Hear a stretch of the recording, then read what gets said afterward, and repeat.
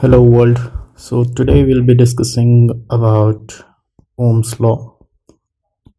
So we'll see what Ohm's law states. We will practically check its statements and then we'll discuss about its applications and limitations. So what does Ohm's law state? So moving forward, so let's consider a circuit between two terminals A and B. We have a resistor in between these two terminals named as R, and we have a voltage applied V and current flowing through the circuit as I. So V is the voltage, I is the current, and R is the resistance. So Ohm's law, what does it state, is for if so for resistance R having a constant value or a fixed value and with temperature being constant, we have current I directly proportional to V. So this is the first statement.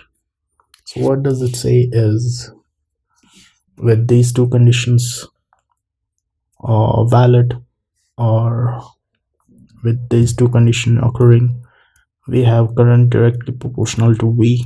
This means that with increase in voltage, current will increase. So what is the second condition? The second condition is current is inversely proportional to resistance. So what does this mean is, when the resistance is high, the current will be low, and if the resistance is low, the current will be high. So let's go ahead and check these two conditions or simulate these two conditions. So let's consider a DC voltage source and let's give it a value of say 5 volts. Let's consider a resistor. Let's keep its value at 1k itself. We'll consider a ground source. We'll take a ground source, then complete the circuit by connecting the devices.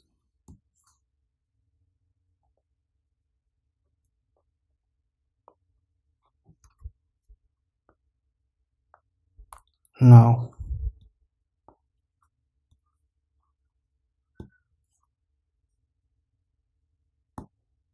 let's see initially what the current will be.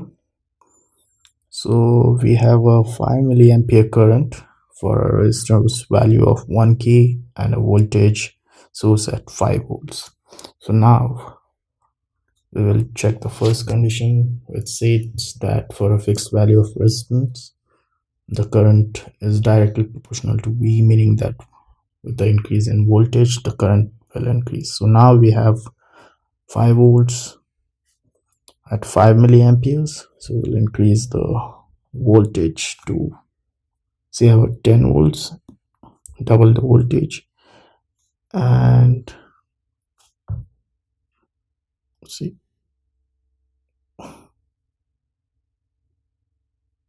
yeah, 10 volts, and see if the current increases or not. So we have set the voltage to 10 volts. The resistor is of same value as previous. So let's see if the current increases from 5 milliamperes to say about 10 milliamperes. So there we go, guys. we have an increase in current with the increase in voltage. So the statement that at fixed value of resistance, temperature being constant, the current is directly proportional to V. Simplifying that, current increases with increase in voltage. So the first condition is satisfied. Now let's go ahead and test the second condition, which says that current is inversely proportional to resistance. So we will increase the value of resistance to say about 2K. So we have increased the value of resistance to 2K. The voltage is set at 10 volts, and let's see if the current reduces from 10 milliampere. So yes, so now we can see that a reduction in current. So with increase in resistance, the current has reduced. So let's see with decrease in resistance, the value of current rises up or not. So earlier we had a value of 1K. Now I will put a value of say around 500 ohms. So now we have a value of 500 ohms resistance. We have reduced the value of resistance from 2K to 500 ohms. So earlier our current was 5 milliamperes for a resistance value of 2 kilo ohms. Now since we have reduced the value of resistance to 500 ohms, we expect the current to increase. So let's see. So we can see the current has increased from 5 milliamperes to 20 milliamperes at a resistance value of 500 ohms. So we have satisfied the second condition as well, stating that current is inversely proportional to resistance. So let's go ahead and check the application of Ohm's law. So regarding the application of Ohm's law, we can apply Ohm's law to AC circuit as well as DC circuit.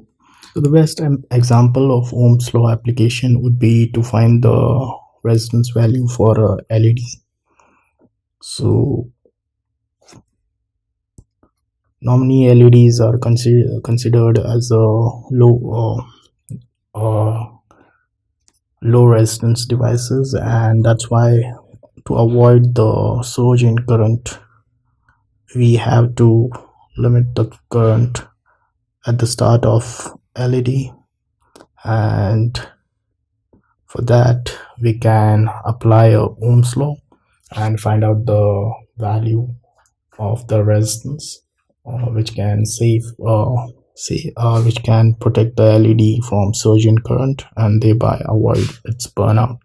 So normally LEDs have a safe current value of 20 milliamperes. So if suppose we have a voltage source of 5 volt, so we can find out the resistance to be V by I, that is 5 by 20 milliamperes. That will come around 250 ohms. So let's go and verify the same on the circuit and see whether the current is below 20 milliamperes or not. So we will take a 5 volt DC source, change the value to 5 volt, then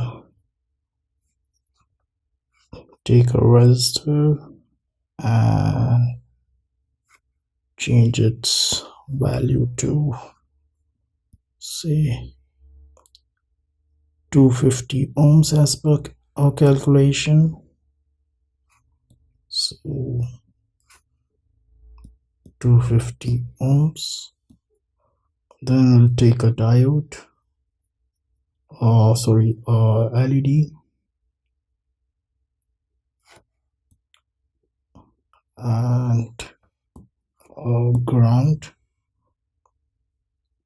and let's connect this circuit and see whether the current is below 20 milliamperes or not.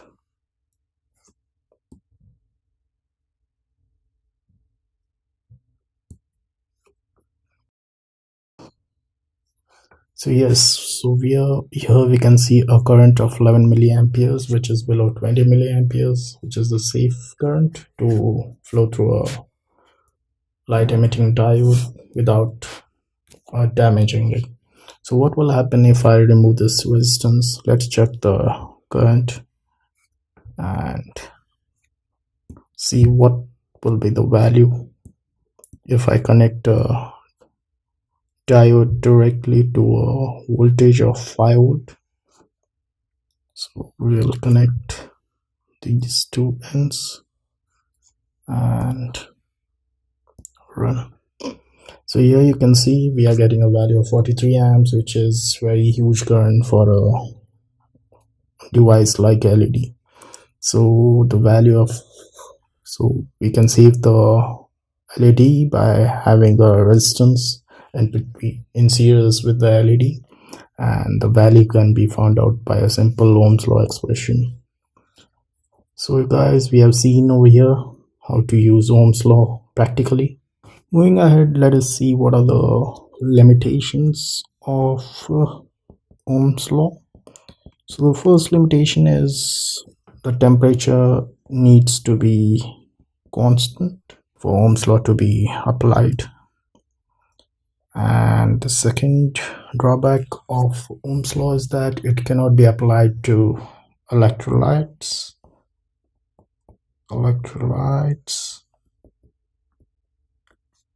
or semiconductors or vacuum tubes or discharge lamps. And lastly, it cannot be applied to circuits with more number of EMF sources or branches.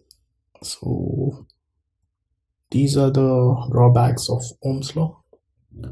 So guys, I am hopeful that by now you have understood what Ohm's law states, what are its applications, how it can be used practically, and also from Ohm's law we can derive three equations for, like, we have voltage is equal to I into R, that is product of current and resistance.